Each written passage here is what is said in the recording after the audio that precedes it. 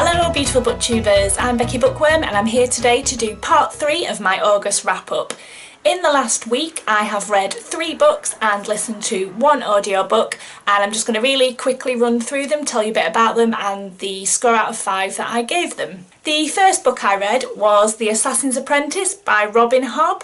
I've been meaning to read some Robin Hobb for bloody ages and I've just never got round to it, so when a friend at work offered to lend me one of the books, I jumped at the chance, and this is book 1 in the Farseer trilogy.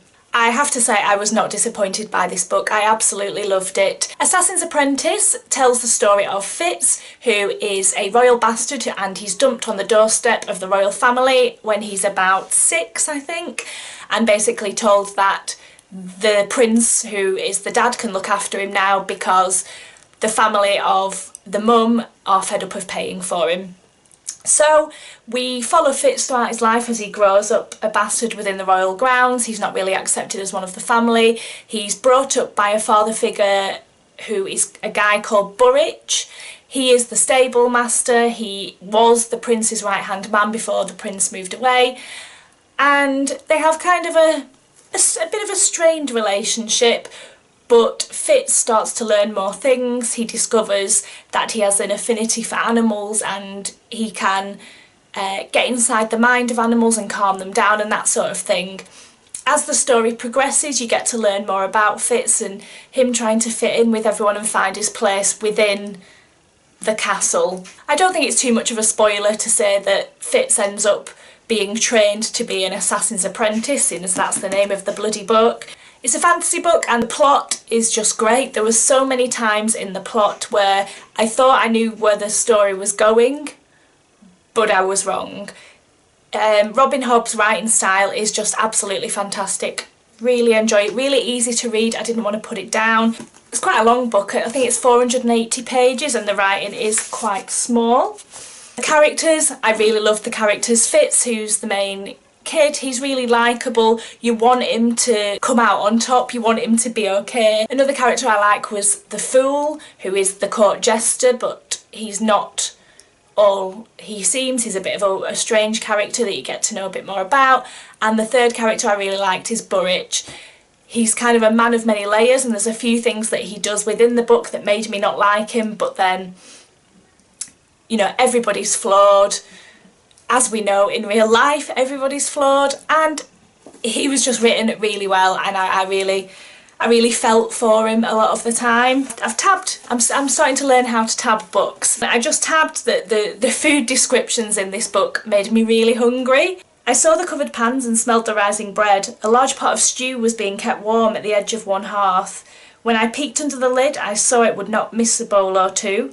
I rummaged about and helped myself. Wrapped loaves on a shelf supplied me with an end crust, and in another corner was a tub of butter kept cool inside a large keg of water. Not fancy, thank all, but the plain simple food I'd been craving all day. I don't know about you, but that made me really want a bowl of stew with some crusty bread.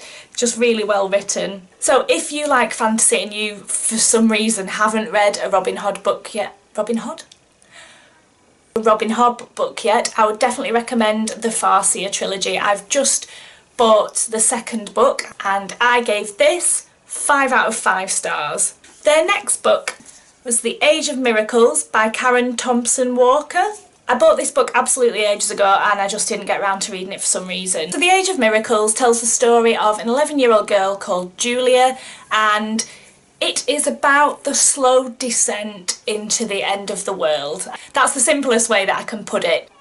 In this story, the days slowly start getting longer, just by a couple of hours at first, and then it builds and builds. And then that starts things like the tides go funny, crops start to fail, plants and trees start to die because there's too much night or there's too much day. And it's about how the people in this small neighbourhood cope and adapt and what happens to them. This story is kind of a snapshot into a small group of people's lives when the end of the world is slowly trudging towards them, and I loved that insight. And it's told from an 11-year-old girl's viewpoint as people start getting sick, people stop going to school, people's jobs change. There's a lot of teenage characters in it. Adults almost take a back seat in this book, but the story wasn't any worse off for it. It was really enjoyable. Without spoiling it, I will say that if you like a fixed end to your story, this might annoy you a little bit. It's not that it just stops, but yeah, I don't know if that's spoilery or not, so. Enjoyable characters, enjoyable plot, there was no lull in it, I liked the subplots that were going on, it was just enjoyable, and I gave that 4 out of 5 stars. The next book I read is Down Among the Sticks and Bones by Shona Maguire. This is the second in the Wayward Children trilogy. The first is Every Heart a Doorway. For those that don't know, where have you been? Every Heart a Doorway is the story of a place where kids have come back through portals and they have to come to terms with living in normal life. This follows 2 of the children from that story, but this is a prequel. This is before they come back, how they got there and the world that they went to. It is the story of Jack and Jill.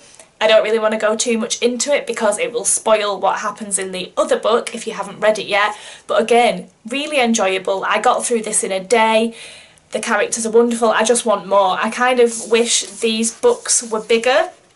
It is only 187 pages, so I could have easily read about Jack and Jill for another 187 pages, and I'm just hoping that the next one is a bit bigger. I'd like more, please, thank you. I gave that 4 out of 5 as well. I've had a good reading week. The last one was an audiobook. It's called Furious Cool, Richard Pryor and the World That Made Him. This is a biography written by David Henry, and it starts off from when Richard was a child, and we follow Richard about what happened to him, how he got famous, the troubles that he's had. And I don't really want to say it was enjoyable because he had a really troubled life, and it actually made me really sad at points. I could feel myself welling up. The guy was an absolute genius. For those that don't know who Richard Pryor is, he was a absolutely phenomenal stand-up comedian in the 70s, 60s, 70s and 80s, I think it is.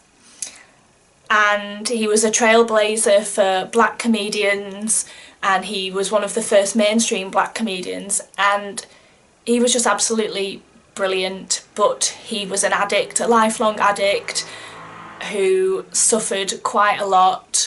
It was very interesting to listen to how he broke out of there was a lot of places where he performed where they wouldn't let black people in the audience. They were fine to come out on stage and perform, but then they couldn't be in the audience because black people weren't allowed, and it's about how he broke out of that, became someone that wouldn't take shit. That sort of thing was really interesting, but it was hard to listen to at points. I gave that 3 out of 5 stars. So that is everything that I've read in the last week. I've been away in Edinburgh, for those that don't know, so I managed to get through quite a lot.